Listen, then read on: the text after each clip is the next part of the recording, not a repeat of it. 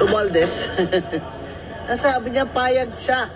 At ito, ang sabi niya, bantayan nyo. Kasi pera nyo ito. Bantayan nyo ang kaban ng bayan kasi pera nyo ito. Anak ng tinapaka naman. Yung akala mo na talaga bobo na talaga kaming bobong-bobo na kami. Ikaw na nga dyan binabantayan namin tapos babantayan pa namin yung bike. Ikaw pa magsabi na bantayan namin yung bike dahil pera namin yan. Ikaw na nga binabantayan namin eh. Kasi baka ubusin nyo dyan eh. Okay, ayan na nga yung panibagong banat ni Rowena Guanzon, no? Kay Tambaluslos. At meron din siyang banat dito kay Bongbong Marcos, no? Kasi talking about the bycam, no? Yung nangyari ngang blank items, di ba? Na-open up kasi na yung mag-bycam dapat may camera raw, no? Dapat i-open up. Sumabay rin itong si Martin Romualdez na oo nga. Dapat bantayan natin 'yan. Bantayan nyo yan mga taong bayan kasi pera ninyo yan. Yan ang ibirit ni Tambaluslos eh. Sinabi ni Rowena Guanzon, bakit mo sasabihin yan na bantayan? Ikaw na nga yung binabantayan namin eh. Ikaw yung buhaya. So yun po ang panghuli nating ipapakita. I think pangalawa nating ipapakita ito kay Rowena Guanzon mamaya ha. Pero bago natin pag-usapan yan, unahin muna natin itong interim release na topic na patungkol po kay former President Duterte, no? Nag-comment na nga itong si Ka Eric at si Lorraine Badoy, no? Na itong si ano kaya ang plano nitong si Tambaluslos at itong si Bangag, no? Patungkol dito kasi po mukhang meron talagang this is ayon kay Ka Eric at ni Lorraine Badoy ha. Itong si Tambaluslos at si Bangag sila yung nasa likod nito na yung interim release ay hindi po ito matuloy. At itong interim release na ito, naniniwala po itong si Ka Eric at si Lorraine Badoy, ang isa sa mga humaharang dito ay yung mga kalaban ng gobyerno, itong CPP. Kasi we all know na nung panahon po ni former President Duterte talagang inubos lahat ni Tatay Digong itong grupo na ito. At ito yung pagkakataon para gaganti sila, no? Kaya nga sila tuwang-tuwa na nakulong ngayon si former President Duterte. Okay, yung pag-usapan natin ito ha. Pakinggan natin si Ka Eric at si Lorraine Badoy dito. Okay, mamaya ipapakita ko yan. At last but not the least ay pag-usapan natin itong impeachment ni Vice President Inday Sara Duterte na inexplain po ito ni Attorney Harry Roque, no? At ito ay patungkol po sa articles of impeachment na sinagot na ni VP Sara. Okay? So yun po ang mga pag-uusapan natin, pero bago ang lahat, bago natin ito pag-uusapan, help me po muna na i-like at saka i-share itong video na ito para guys kakalat ito sa taong bayan. Okay? Sabay-sabay muna tayong mag-like and share sa video na ito. Ready? 1, 2, 3, go! Okay? Naka-like and share na ba? And sa mga bago pa lang dito sa aking channel, if nagugustuhan nyo ang ating talakayan, subscribe na po, no? Para lagi kayong updated sa ating mga balita.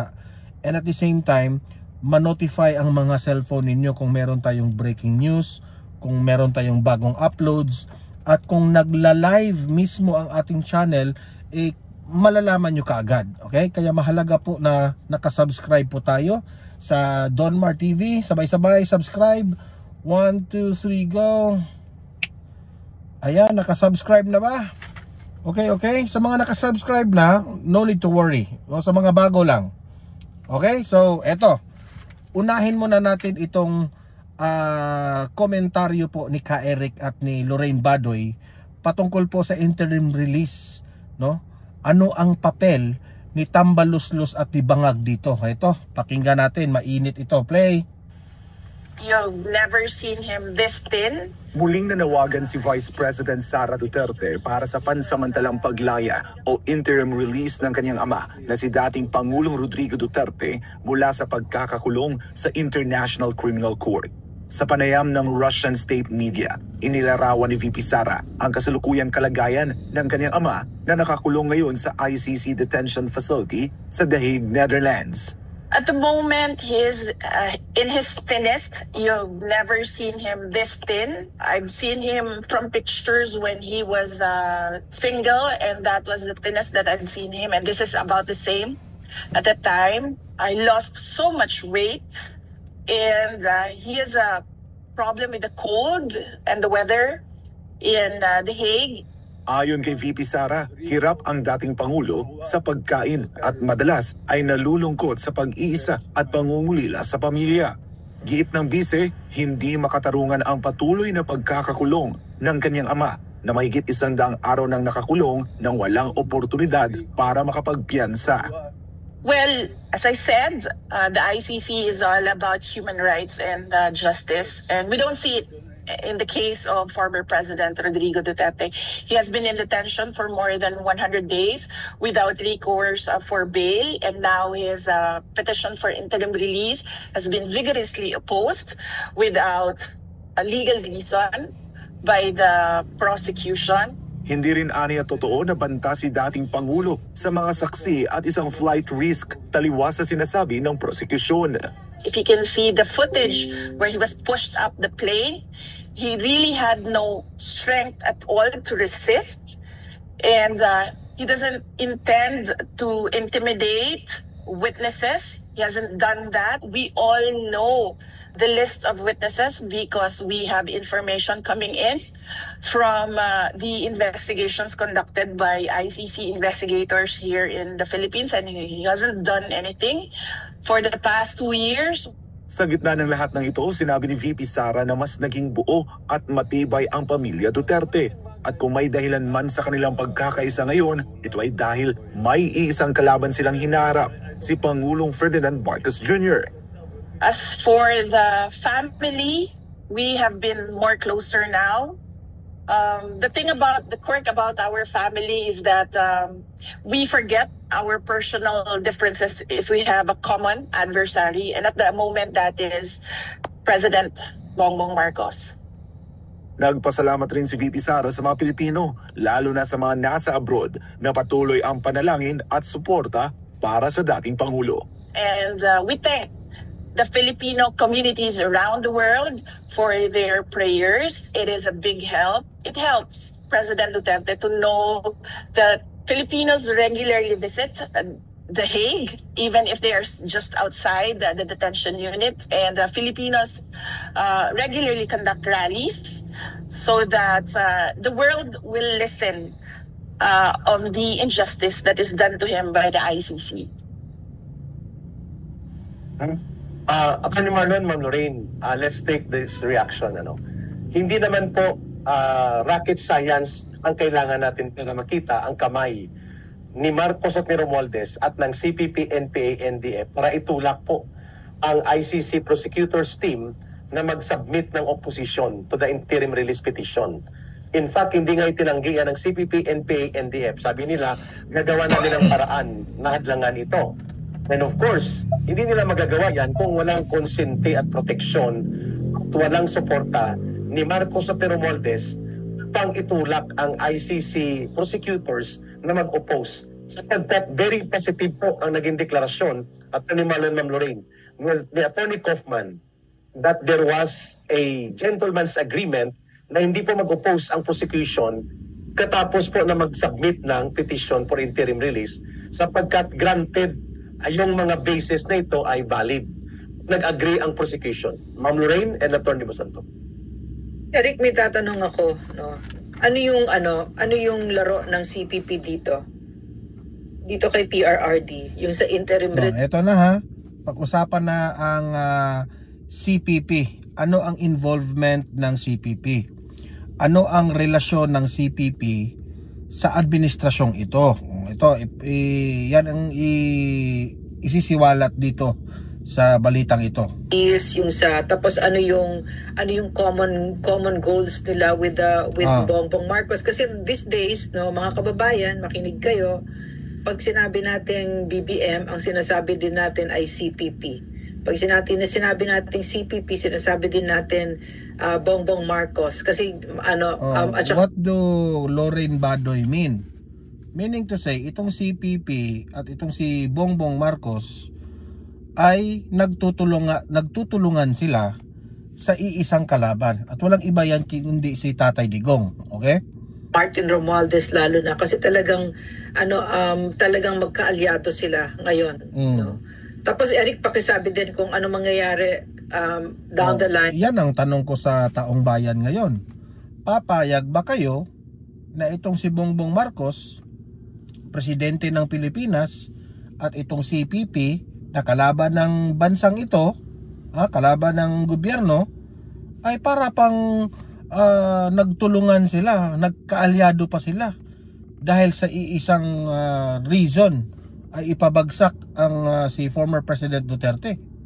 Sa Okay, kayo na kayong taong bayan, anong masasabi nyo dan? Kasi sa pag-analysis ko, isinusuka na itong si Bongbong Marcos Ado na yan. Thank you, Ma'am Lorraine. Thank you, Attorney Marlon. Before your reaction to that, unahin ko lang yung tanong ni Ma'am Lorraine.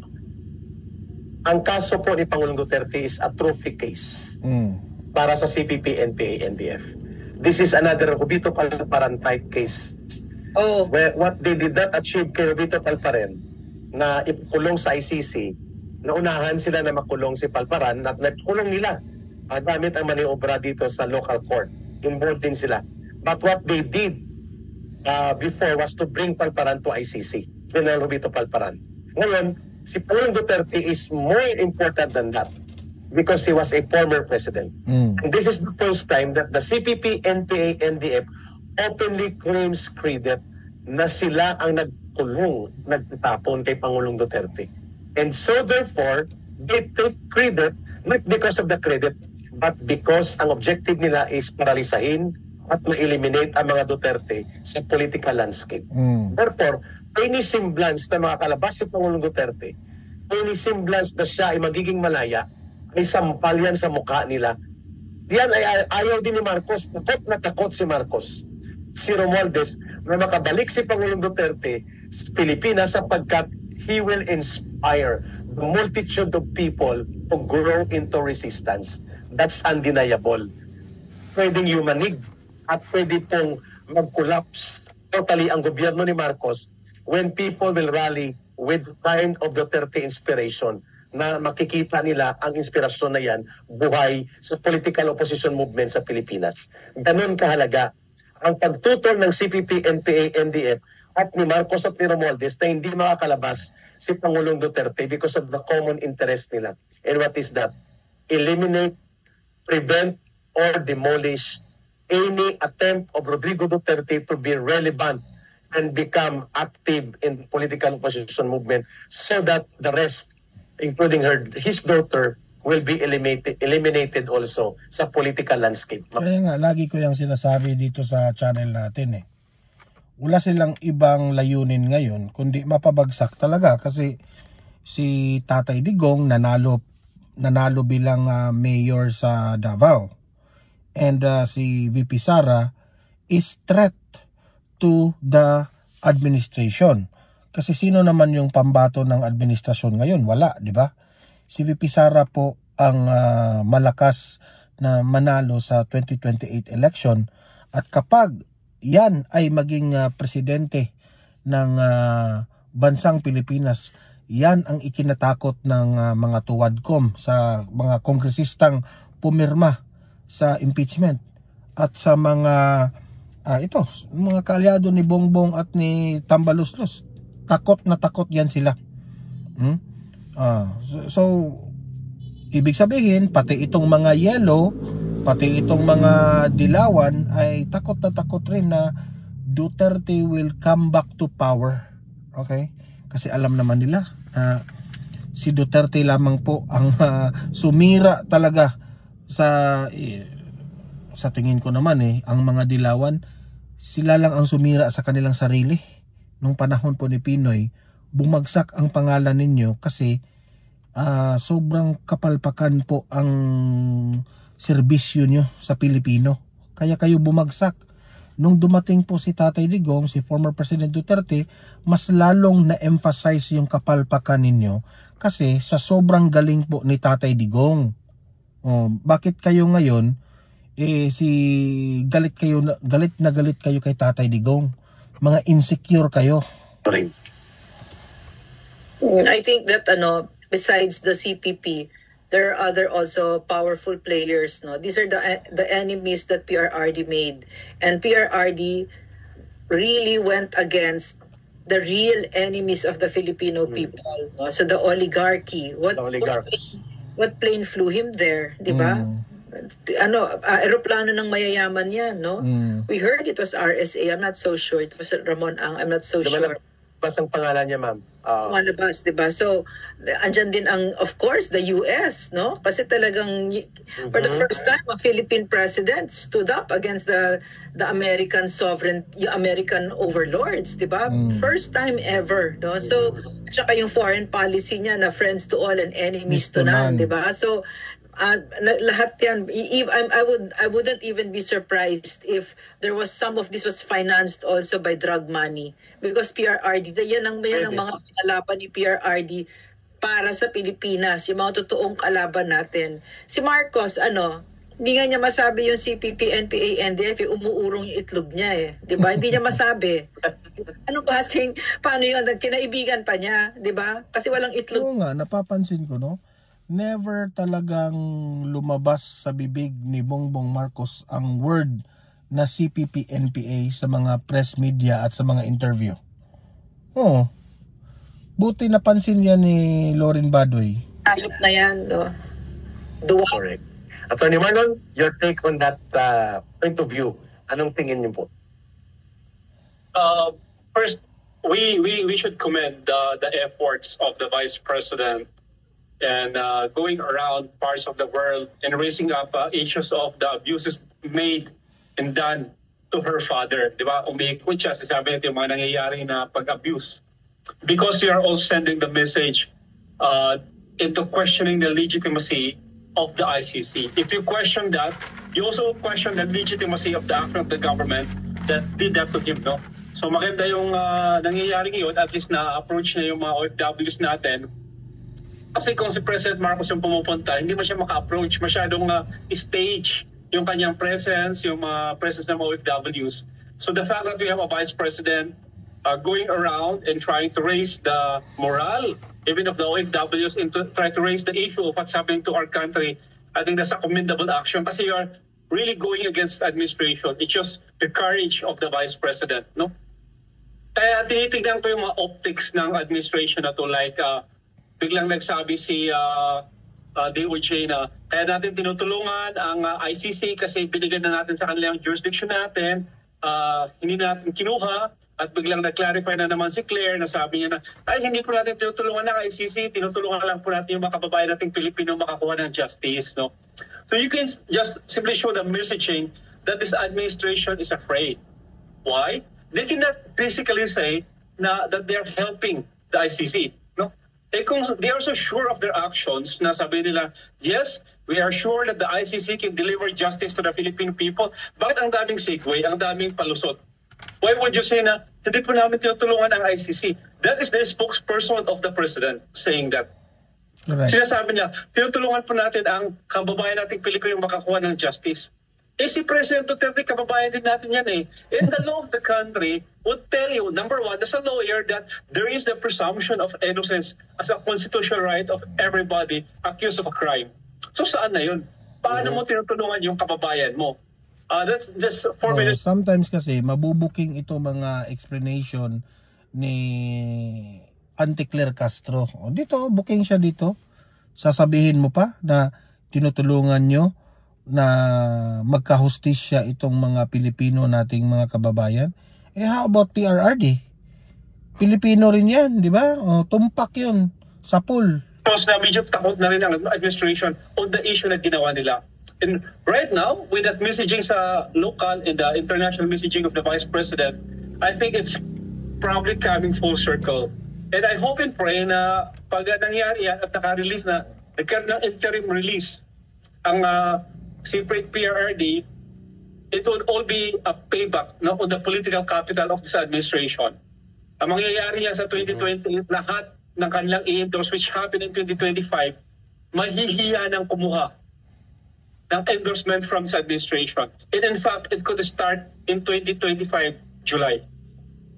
Yeah, but agree. Yeah, but you have George Garcia there, right? You have George Garcia is an impeachable official. No? Yeah, impeachable official. So, Congress can remove George Garcia.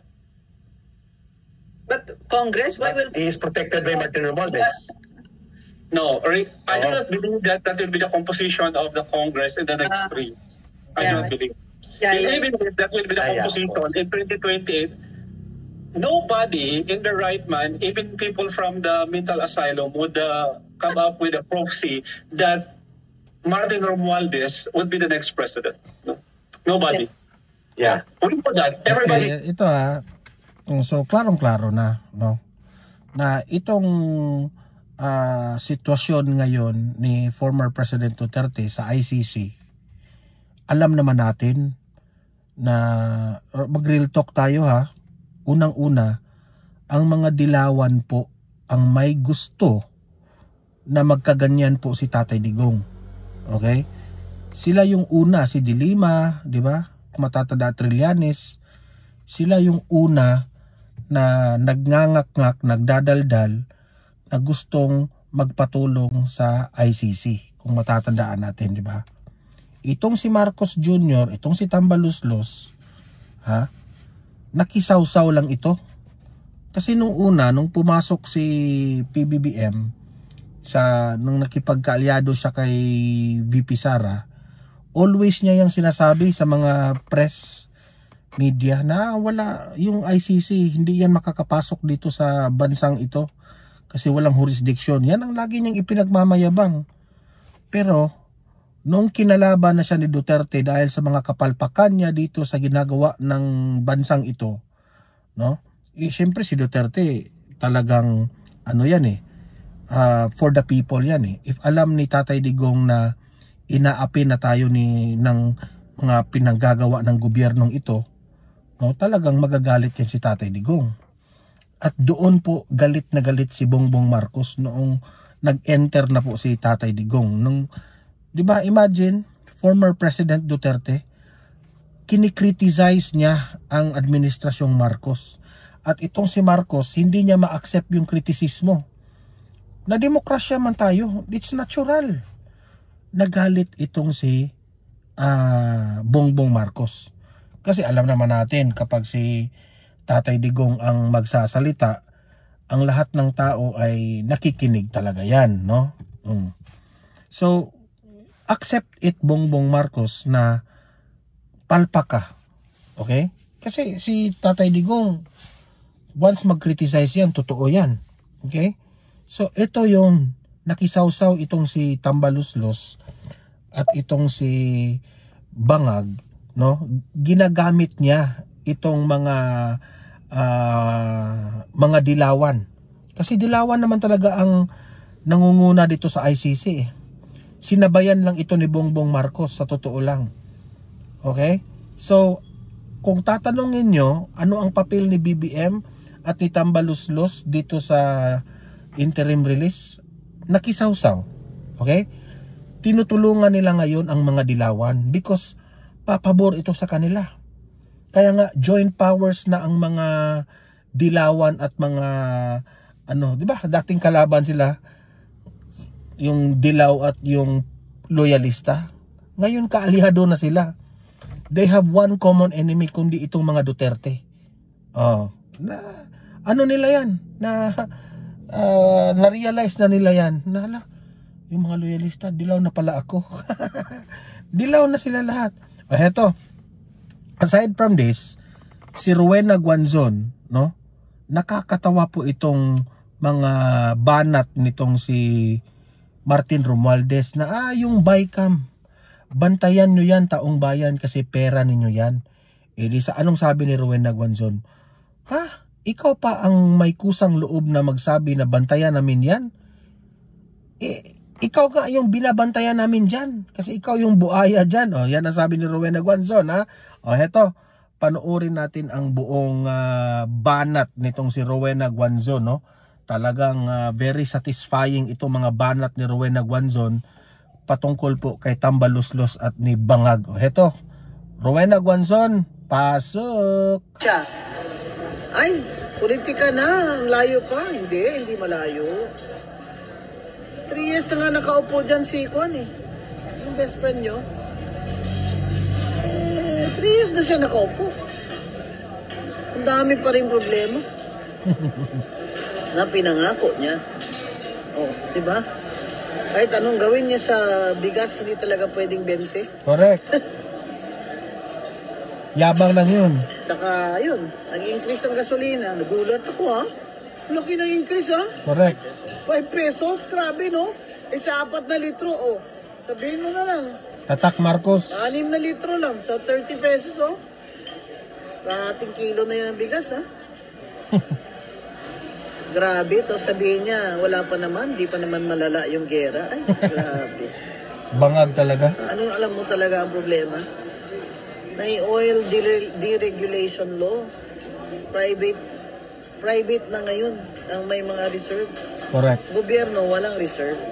So ano yung pwede niyang gawin? Yung BBM, pwede niya na lang gawin, magbigay siya ng subsidy doon sa mga private supplier ng oil para hindi taas ang presyo. Pero wala pang nangyaring ganyan na successful yung mga pa-subsidize ng oil. Wala talaga. Kagaya ng ginawa niya sa bigas, sinasubsidize niya para magmukha siyang magaling sa taong bayan. Ano daw yung yung nagsabi na i-open daw niya sa public yung Bicam? Ay, ha? Ito. Mo naman. Si Cielo Magno, nagtawag siya ng na i-open yung Bicam para makita natin yung di ba, dinaya nila yung tayo. Bicam dapat raw ilagyan ng camera para transparent, di ba? Tingnan niyo anong sinabi ni Tambaluslos dito. Mga taong bayan yung sa Bicam, pinagdagdagan nila, siningit-singit nila yung mga akap-akap na yan. O di ba? Yung Bicam na yan, nawala na lang yung PhilHealth natin. Basta. Sabi ni Cielo Magno, i-live stream, i-open to the public ang bicameral conference ng Senate at ng House. Yan yung bicameral, bilang Bicam, House of Congressmen at mga senador. May-meeting yan sila to finalize. Wait muna kasi pumasok yung Bluetooth, ha. Wait.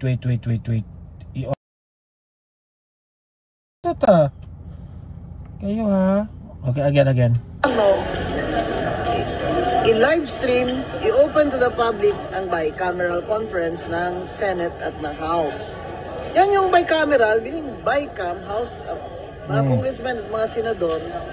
May-meeting yan sila to finalize the, the entries there in the budget for the General Appropriations Act na bubutuhan ng mga senador at kongresista.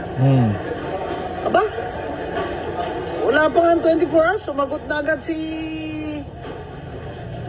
Tambaluslos. best friend ko, si Romualdez. Nasabi niya, payag siya. At ito, sabi niya, bantayan nyo, kasi pera nyo ito. Bantayan nyo ang kaba ng bayan, kasi pera nyo ito. Anak ng tinapaka naman. Yung akala mo na talaga, bobo na talaga kami, bobong-bobo na kami. Ikaw na nga dyan, binabantayan namin, tapos bantayan pa namin yung Bicam. Ikaw pa magsabi na bantayan namin yung Bicam dahil pera namin yan.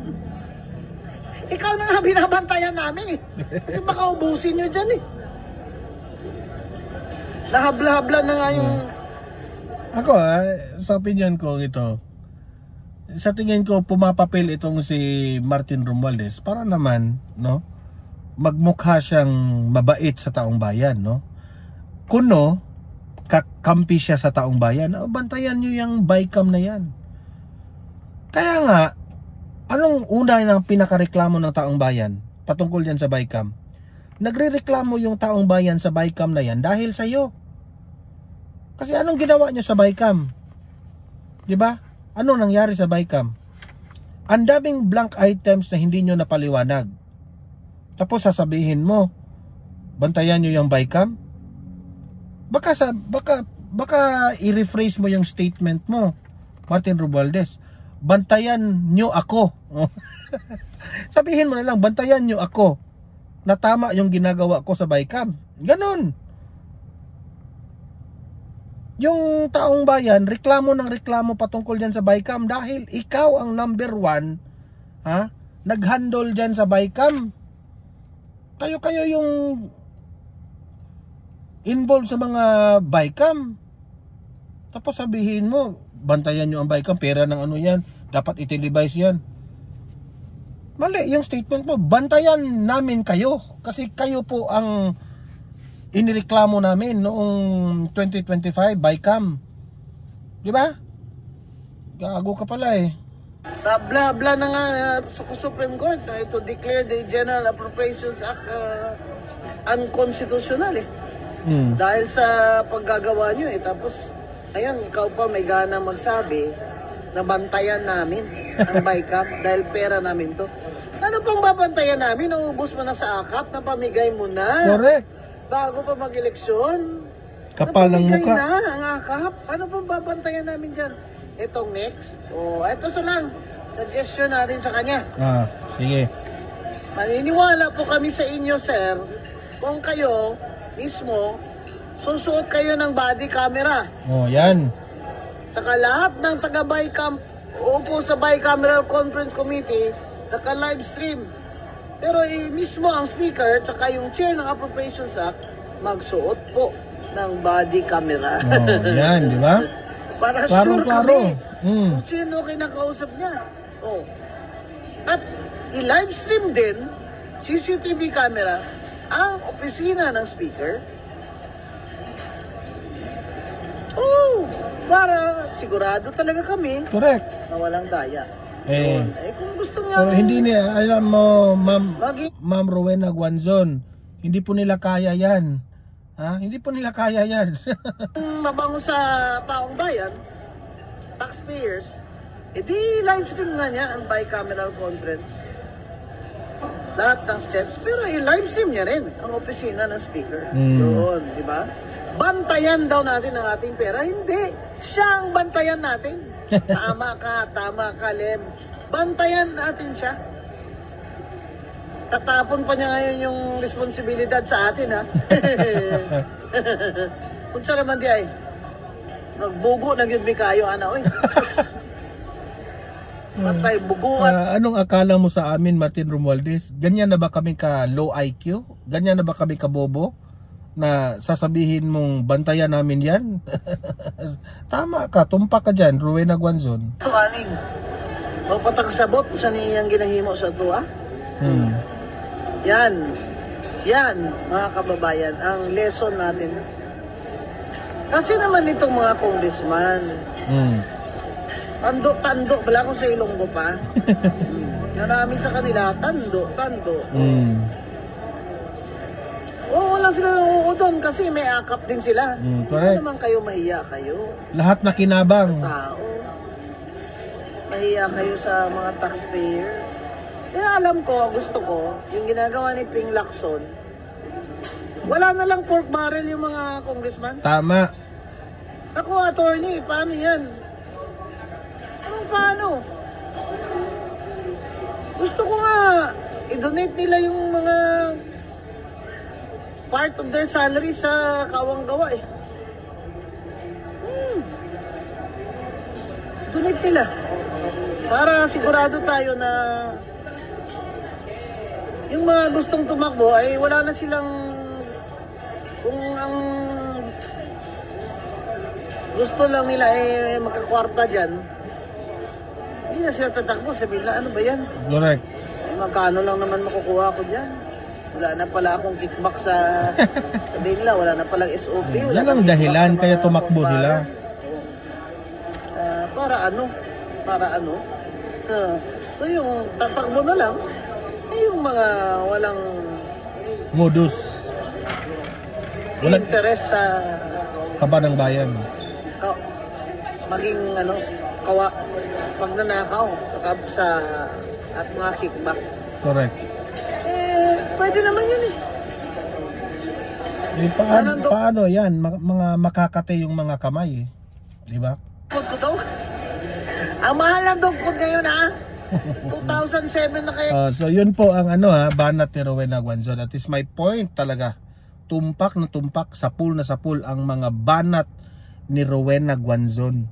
Kaya po, kinakalibutan kami kapag sasabihin nyo na bantayan nyo yung bycam na yan kasi pera yan ng taong bayan. Maniniwala kami sa inyo kapag meron kayong body cameras while doing the bycam live in front of the Filipino people. Di ba? Tama ka dyan, Rowena Guanzon. Okay? Eto, punta tayo dito kay Atty. Harry Roque. Ini-explain po ni Atty. Harry Roque ang sagot ni VP Sara dito sa articles of impeachment. Actually, part 2 na ito na ipiniliwanag ni Atty. Harry Roque. Okay? So, ito, Atty. Harry Roque, pasok. Magandang araw po sa inyong lahat ha. Well, gaya na ating pinangako, no? Ngayong araw, magpa-part 2 tayo dun sa sagot ni VP Sara sa impeachment complaint. No? Now, ang ating pag-usapan po ngayon ay yung dalawang articles of impeachment. Una, tungkol sa confidential fund at pangalawa, doon sa di umano ay pagbanta sa buhay ni Marcos Jr. at ni Lisa Marcos. No? Well, bago po tayo magpunta dito sa dalawang articles of impeachment na ito, ulitin ko lang po sinabo natin kahapon, no? Na yung dalawang special and affirmative defenses ay tungkol sa kung bakit dapat talagang ma-dismiss na ang impeachment complaint at hindi na dumiretso sa paglilitis.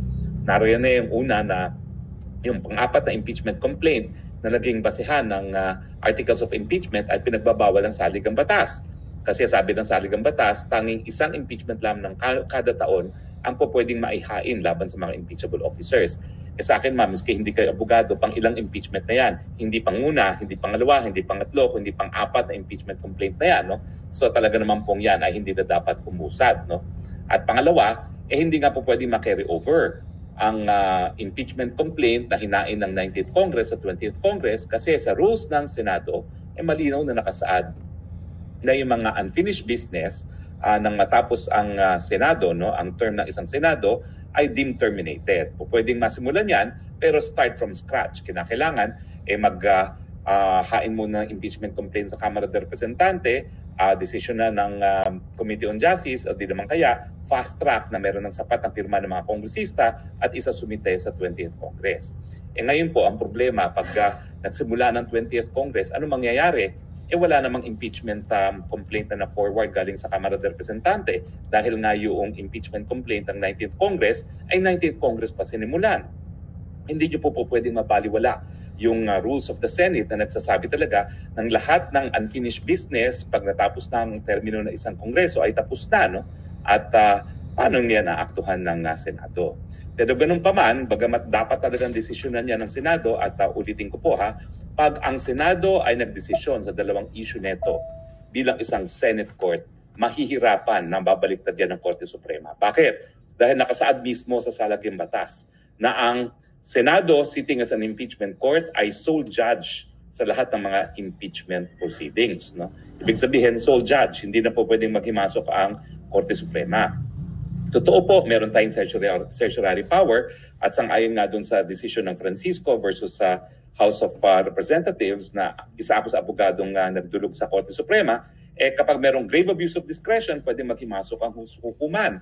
Pero yung kaso po ng Francisco, hindi pa po yan desisyon ng Korte Suprema, hindi pa po yan desisyon ng Senado sitting as an impeachment court. Kung hindi, desisyon lang ng Kamara de Representante na maghain ng panibagong impeachment complaint na merong sapat na lagda ng mga kongresista bilang articles of impeachment matapos na ang House Committee on Justice ay nagbasura nung naunang impeachment complaint laban kay Chief Justice Davide at 7 pang mga Associate Justices ng Korte Suprema.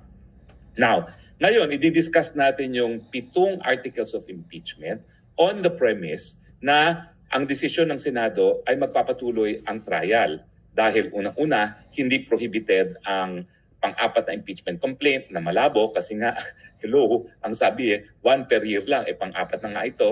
At pangalawa, na po pwedeng ma-carry over. No? Hindi ko po alam paano mangyayari yan kasi nga po, bagamat ang Senate ay continuing dahil merong 12 members at all times, hindi naman po ibig sabihin niya na makaka-decide ang 12 members kasi walang quorum. Hindi gaya sa Amerika na yung mga natitirang Senado, constitute a majority, may quorum sila, so po pwede pa rin sila magtrabaho bilang isang Senado. So dito po sa Pilipinas, tinatawag lang natin na continuing body ang Senado kasi hindi nawawala ang 12 miyembro, pero hindi sila po pwedeng gumalaw bilang Senado na walang quorum.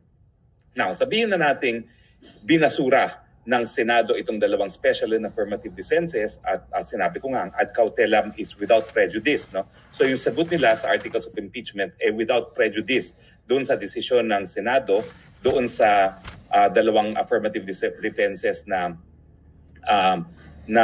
prohibited ang pang-apat na impeachment complaint at saka hindi pwedeng ma-carry over, iisa-isahin na natin ngayon yung articles of impeachment. Now, ang kauna-unang articles of impeachment ay di umano yung kanyang pagbanta sa buhay ni Marcos Jr. at ni Lisa Araneta. Kung maalala nyo, ito yung pagkakataon na hating gabi na na-contempt itong si Laika, Attorney Laika Lopez, na Chief of Staff niya, Yusek ni VP sa Office of the Vice President, nagtawag ng tulong si VP. At siyempre, dahil hating gabi na, wala ng media, ang ginawa namin ay nagkaroon ng virtual press conference si VP kung saan galit na galit na sinabi ni VP Sara na siya ay nagbili na kung merong papatay sa kanya, may pinagbidinan siya na kinakailangan patayin din si Presidente Marcos at si Lisa Tanas dahil ang nais lang magpapatay sa kanya ay walang iba kundi ang Presidente at ang kanyang may bahay. Now, yan ba'y impeachable? Well, ang sabi nila, ito daw ay betrayal of public trust at saka high crimes. Ang problema, conclusion lang nila yon na ito ay betrayal of public trust at saka ito ay high crimes. Ang high crimes ay yung pinakamalalang mga kaso. Unang-una, no, high crimes ba ito? Hindi. Kasi yung threat, hindi naman yan high crimes in the sense na hindi siya heinous crimes. Halos wala ngang kulong yung grave threats Kung yan ay totoong grave threats, halos wala pong kulong yan. Pero ang problema doon sa articles of impeachment, hindi naman inallege kung bakit naging krimen itong pananalita ni VP Sara. Hindi kasi nila sinabi na ito ay krimen ng grave threats. At kung kinakailangan na, kung ito ay grave threats, kinakailangan patunayan hindi lang yung pananakot, kundi intensyon na gawin talaga yung pananakot na pagbantaan ng buhay ng presidente at ng unang ginang. No? Ibig sabihin, paano siya magiging high crimes? Hindi naman sinabi ng articles of impeachment kung bakit naging krimen yung sinabi ni VP na pag ako ay may pumatay, pinagbidi na rin ako na patayin si Presidente at si Lisa Tanas. Well, tignan niyo po ha. Hindi naman niya sinabi, may pinagbilinan akong patayin ng Presidente at ang unang ginang. Ang sinabi lang niya, pag merong pumatay sa akin, meron na akong pinagbilinan. So meron bang krimen na condition sa pagkapapatay kay VP? Parang walang ganung krimen. Si VP Sara, alam niya. Before na sinabi niya yun, alam na niya yun. Abogada yan si VP Sara Abogado yan. Alam niya yan. Paano magiging krimen? Paano siya gaganti? No? Kung wala namang mangyari sa kanya. Kung hindi po magugurgor si VP Sara, hindi din magugurgor si BBM at si Lisa Tanas. Di ba? Ganun yan kasimple. Di ba? Sa akin, impossible crime na yan Kasi kung nagbilin man siya na kapag may nangyari sa akin, patayin nga itong ibang tao, paano mo pa mapapruebahan na siya ang mastermind dahil siya nagbilin? Patay na siya. Correct. Nakakatawa naman yan. Diba? Parang impossible crime na nag-utos ka na matapos kang malibing. No? Pero ang importante, doon sa sagot mismo ni VP Sara, sinabi niya na kinakailangan purebahan yung krimen ng grave threats. At hindi naman ipinakita, hindi man lang inallege doon sa articles of impeachment kung ano yung mga elements of the crime ng grave threats at bakit lahat ng elemento ay present doon sa facts na nangyari. Ang facts naman dyan, mainit ang usapin dahil nga pilit na pinapalipat sa Correctional Institute, itong correctional facility, itong si Attorney Laika Lopez, at mainit ang ulo ni VP Sara na sinabi niya na alam ko na meron na silang inutusan na para patayin ako. Pag may nangyari sa akin, pag ako napatay, meron din ako inutusan na patayin si Marcos at ang kanyang asawa. Anong krimen yan? Hindi naman nila sinabi kung bakit naging grave threats yan. Kasi hindi siya enforceable ngayon. Hindi siya utos ngayon na patayin. Kinakailangan, meron munang pumatay kay VP Sara. At again, ang sasabihin ko po sa inyo, pag siya nga ay napatay, paano pa siya mag-uutos? Patay na siya. Diba? So kinakailangan kasi ang articles of impeachment, kung ito ay high crimes at betrayal of public trust, sabihin naman kung bakit naging betrayal of public trust yan. Wala naman po, aligasyon lang yan. So paano nila mapopruebahan yung intensyon at saka yung krimen mismo na sinasabi na grave threats. But in any case, ako po ang paninindigan ko, yun ang pinakauna. Grave threats yan, hindi po high crimes and grave threats. Ang high crimes ay yung mga punishable by life imprisonment na non-bailable offenses. Ito po, tapik lang naman sa kamay ang parusa ng grave threats. So hindi po yan high crimes at hindi po yan betrayal of public trust. Now, yung susunod na Article 2 ay tungkol dun sa confidential fund. Now, again, i-review po natin ang confidential fund. Ito po ay 125 million. Ito po ay hiningi ni Inday Sara para sa taong 2023 at hiningi niya ito matapos sila ito po ay para sa 2023, hiningi ito ni Inday Sara nung matapos sila manalo. Okay, di ba ang pagkapanalo 2022? Ito na naman yung 11 days. So humingi ng confidential funds, no? Ang definition po ng confidential funds ay pagkalap ng impormasyon sa mga ahensya ng gobyerno na nangangailangan ng mga ganyang impormasyon na binibili talaga o binabayaran. Now, ang problema po dito sinasabi lang nila na merong maling paggasta ng confidential funds. Pero ang nagdedetermine po sa ating saligang batas, yung ahensya ng gobyerno na merong primary jurisdiction para sabihing illegal ang paggastos ng confidential fund ay ang Commission on Audit. Now, ang nangyari po dito sa first, second, and third quarter ng 2023, lahat po ng disbursements ng Commission on Audit ng Vice President ay naaprubahan ng Commission on Audit. Yung paggasta ng mga 72 million sa fourth quarter ng 2023 ay na-disallow. Pero hindi po yan na-disallow dahil ito po ay maling paggastos. Kung hindi, mayroong mga forms na hindi pa nasusumite ng Office of the Vice President. Iba po yung disallowance dahil mali ang paggastos o linustay or binulsa. Correct. Doon sa disallowance na mayroon lang kulang na mga forms. Kaya lang naman po na-disallow yung third quarter na 72 million na intelligence funds ay dahil may mga kulang na mga forms na dapat isumite ng Office of the Vice President. Pangalawa, hindi pa po pinal yung disallowance na yan. Alam niyo po kasi sa COA, kapag merong disallowance, pwede ka namang umapila dun sa Board of Commissioners ng COA mismo. At hindi pa po nare-resolba kung tama ba yung naging finding na Commission on Audit na merong mga forms na dapat pang isumite. Hindi pa po yan nare-resolba, yung apila na yan. So paano ngayon magdedesisyon ang Senado kung tama ba o mali yung paggastos sa fourth quarter ng intelligence funds ni VP Sara? Uulitin ko po ha, in fact hindi na issue kung tama o mali yung paggastos. Kaya lang siya na-disallow dahil kulang daw yung forms. So kung madi-disallow, kung mapapatuloy nga yung disallowance dahil kulang ang form, ang gagawin lang ni VP Sara ay magsusumite ng mga karagdagang form na hinihingi ng Commission on Audit. Di ba po? Dahil wala namang finding na linustay ang pera o mali o di naman kaya maggarbo ang paggastos ng mga confidential funds na yan. Ano lang sila, talagang gawa lang nila ng propaganda na yung disallowance na yun ay masama si VP Sara sa ganun. Di ba? Yun pala, napag-alaman na kulang lang talaga sa forms, di ba? Ngayon, siyempre, pinalalaki nila yung issue ng mga piatos, Correct. use of pseudonyms. Now, hindi po inaamin ni VP Sara na yung mga sinasabi nilang piatos, yan yung mga ginagamit na pangalan. Pero standard po yan sa confidential fund na talagang gagamit ka ng pseudonym. Correct. Kasi confidential nga Mga bobo may eh. kinalaman sa national security.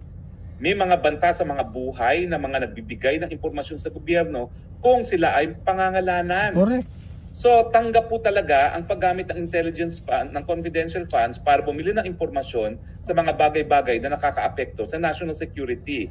At naintindihan naman natin kung bakit bilang Vice President, yung tagapagpatupad din ng batas at bilang kalihim ng Department of Education, dahil alam naman natin na mga komunista ay pilit na pinapasok ang ating mga eskwelahan, talagang kinakailangan nating ma-monitor kung anong ginagawa ng kalabang natin ng gobyerno na ang teroristang CPP-NPA. So ang sinasabi lang po ni VP Sara dyan, walang issue doon sa mga paggastos ng confidential fund doon sa 125 sa first, second, and third. Ang naging issue lang ay yung sa fourth quarter at ito ay ang issue of form. Hindi naman po yan issue na mali ang paggasta. Ulitin ko po ha, walang mali doon sa paggamit ng mga pseudonyms, yung mga piatos-piatos, pero hindi nila inaanamin na yun ang ginamit na pseudonym. Kasi confidential funds, hindi nga dapat dinidiskuso yan sa publiko. Dahil yung mga nagbibigay ng impormasyon, lalong-lalo na sa mga gawain ng teroristang CPP-NPA, kapag siniwalat kung sino talaga sila, maging mitya ng buhay nila. Alam naman natin na mahilig mag-purge ang CPP-NPA. Natural, hindi nila papayagang mabuhay yung mga nag-i-squill ng impormasyon tungkol sa operasyon ng CPP-NPA. So yan po yung pangalawang articles of impeachment na pinabulaanan ni VP Sara dahil ang sabi nga niya, unang-una, yung disallowance na yan, hindi dahil sa basehan ng mali ang paggastos o hindi kulang ang form.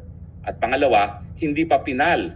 So, paano magdedesisyon ngayon ang Korte na Senado o di naman kaya ang Ombudsman na mali ang pag-disburse ng confidential fund ng fourth quarter, hindi pa natatapos yung apela ng OVP sa Board of Commissioners ng COA. At nakasaad sa saligang batas na ang ahensya na mayroong primary jurisdiction para mag-desisyon kung mali ang paggasta ng kabanang bayan ay ang Commission on Audit mismo at hindi ang mga ordinaryong mga hukuman. So nakikita na natin na yung mga di umanong pinakamalakas na articles of impeachment, kung hindi madi-dismiss ang impeachment itself sa simula pa lamang dahil walang jurisdiction, ay ampaw. Paano magiging impeachable ang mga salita na hindi naman napapatunayang naging krimen? Correct. Hanggang exactly. ngayon nga meron pang nakabinbin sa piskalya kung merong probable cause for grave threats yung mga nabanggit na salita ni VP Sara. Bakit? Ulitin ko po, hindi naman yan pag-amin na meron siyang inutusan na patayin ang presidente at ang first lady. Ngayon, ang pag-amin ay kung siya ay mapatay, meron din siya pinagbilinan na patayin ang presidente at ang first lady. Yan ba'y utos ngayon na dapat gawin ngayon? Di ba hindi?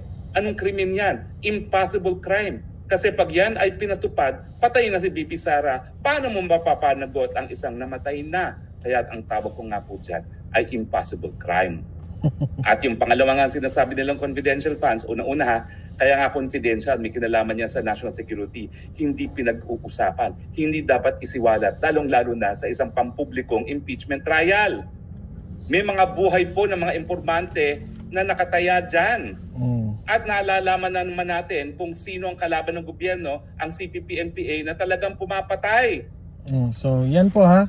Klarong-klaro po kasi paulit-ulit na yung explanation ni Atty. Harry Roque. Unang-una yung confidential funds. Yung confidential funds po, ay malabo kasi po hindi pa yun sabi nga ni Atty. Harry Roque, yung intelligence funds na yun, kulang pa yun ng forms.